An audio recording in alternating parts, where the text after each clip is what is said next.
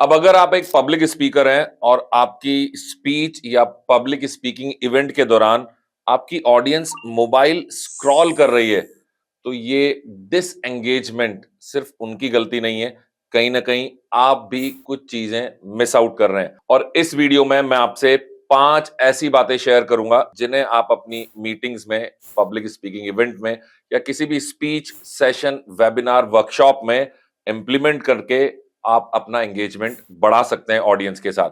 Tip number 1 है, don't start with your topic directly. सीधा topic से शुरुआत करेंगे तो हो सकता है कुछ फैक्ट शेयर करें, लेकिन लोगों को इमोशन ज्यादा कनेक्ट करता है।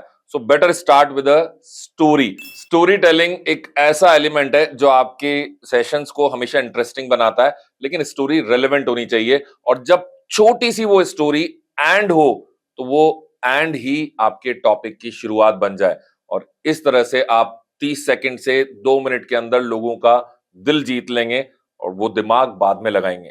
नंबर 2 इंपॉर्टेंट फैक्टर है, आप अपने पब्लिक स्पीकिंग इवेंट के दौरान उसे मोनोलॉग जैसा मत बनाइए कि सिर्फ आप बोलते जा रहे हैं और लोगों के रिएक्शंस आपको वैसे नहीं मिल रहे हैं क्योंकि आपने उन्हें इन्वॉल्व नहीं किया।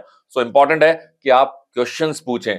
किसी भी तरीके से लोगों का हाथ खड़ा होना, उनका यस और नो बोलना आपके इवेंट के दौरान जरूरी है। और इसीलिए अपने स्टेटमेंट्स भी इसी तरह से फ्रेम करिए कि लोग आपकी बात का जवाब दें अपनी जगह बैठे हुए और वो इन्वॉल्व महसूस करें। क्योंकि जब आप लोगों से सवाल पूछते हैं तो वो जवाब सोचते हैं, और जब वो सोचते हैं तो वो आपसे कनेक्ट होने लग जाते हैं।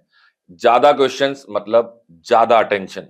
तीसरा इंपॉर्टेंट फैक्टर है आपकी बॉडी लैंग्वेज, क्योंकि आपके शब्द सिर्फ सुने जाते हैं जबकि आपकी बॉडी लैंग्वेज लोग महसूस करते हैं।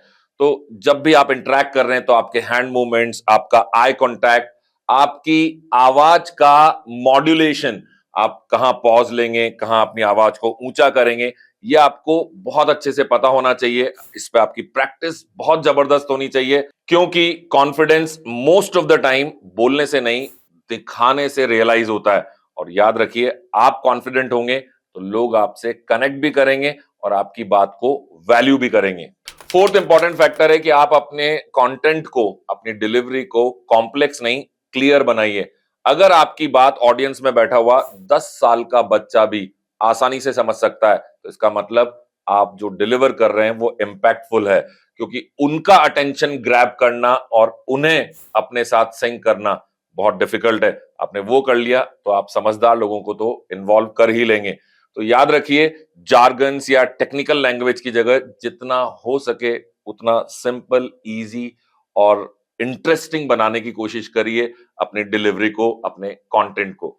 फिफ्थ एंड मोस्ट इंपॉर्टेंट, आप अपने पूरे सेशन के दौरान एटलीस्ट 1 या 2 गेम, एक्टिविटी या रोल प्ले, इन तीनों में से किसी भी चीज को शामिल करिए। क्योंकि जब आप गेम इन्वॉल्व करते हैं अपने डिलीवरी मैकेनिज्म में, तो वो बेसिकली उनके माइंड को ओपन करने का काम करता है।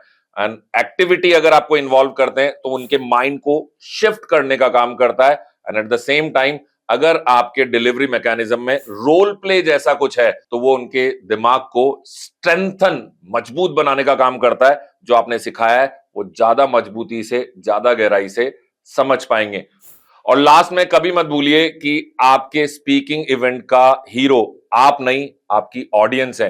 क्योंकि जो अच्छे स्पीकर्स हैं वो अपनी ऑडियंस को स्पॉटलाइट में रखते हैं, खुद को नहीं।